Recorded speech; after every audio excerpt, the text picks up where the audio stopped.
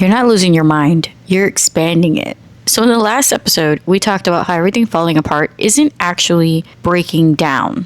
It's you breaking open. It's the unraveling before the becoming. And today I want to talk to you about what happens after that moment. Because once things start unraveling, something else usually starts happening inside of you. It's another part of the process that people don't talk about enough. It's the part where you feel emotional, sensitive, irritated, confused, but also strangely aware. It makes you wonder, why does it feel like something is shifting inside of me? That feeling, that's an awakening. And let's be honest, awakenings don't always start with clarity. They start with chaos. Often people say that in order for you to experience an awakening, whether it's spiritual or mental awakening, you have to be triggered. There's usually something that triggers you. It's when your body is louder than usual. It's when everything seems to be falling apart. It's when your emotions feel unpredictable. It's when your old identity feels too tight. You crave space, rest, softness, and everything you used to tolerate feels wrong. It's messy, it's uncomfortable, and it's part of the process that feels like you don't know who you are, but you know you're not who you used to be either. In reality, that just means you're outgrowing who you used to be. In the previous episode was the unraveling. This episode is about the moment where the light starts to slip through the cracks. The moments where you catch yourself thinking, I don't want to feel like this anymore. This version of me doesn't feel right. I'm different. Something feels different. And I can't pretend that I'm not, but I can't exactly put my finger on it either. You are shedding survival patterns. You're making room for authenticity. You're remembering parts of yourself that you haven't met in years. Awakening isn't this big one dramatic moment. It's a slow, often overlooked process. You start realigning, even if you don't realize it. You start to choose things that feel good, not what's familiar. You start listening to your own intuition instead of your fear. You start craving peace instead of chaos. You start making different decisions, really focused on who you want to become. You start making decisions based on that future vision of yourself. This year, I realized how much of my identity was built on survival. And once that broke down, I left space for who I actually am. And it very much feels like I was left with nothing and I had to start from scratch.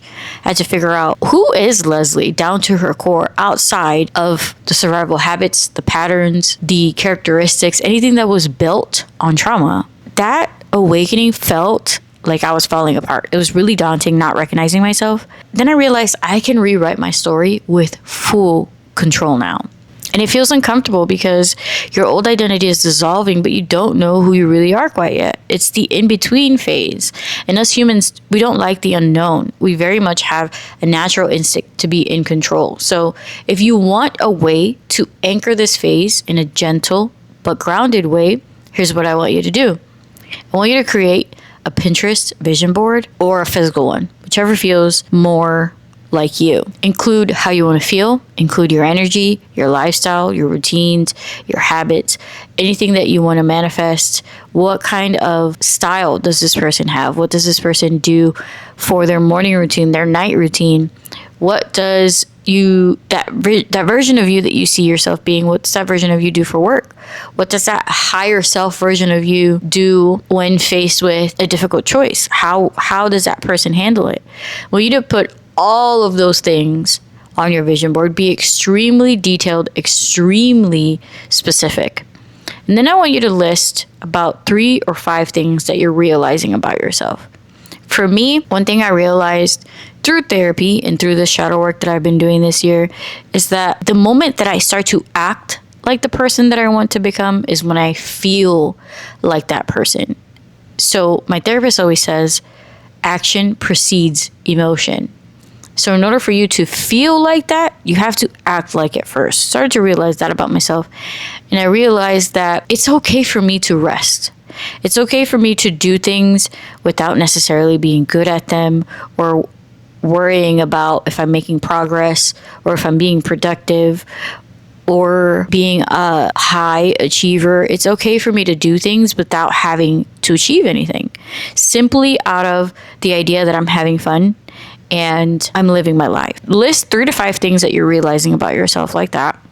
And I want you to come back to them anytime that you feel this in-between phase where you feel uncomfortable. Come back to these truths because they're going to guide you into your identity shift. And the last thing I want you to do is just revisit really quickly. In one of my earlier episodes, I had you choose a theme for 2026. And I want you to revisit, now that we've done a little bit of shadow work, a little bit of background work, revisit it and see if that's still aligned with that version of you that you see yourself being, that higher version of you. And if it's not, now's your time to change it. So if the previous episode was the moment that everything cracked open, this episode is the moment that you realized and it was necessary. This is the beginning of becoming who you were always meant to be. Next week, we will talk about how to step into that version of you.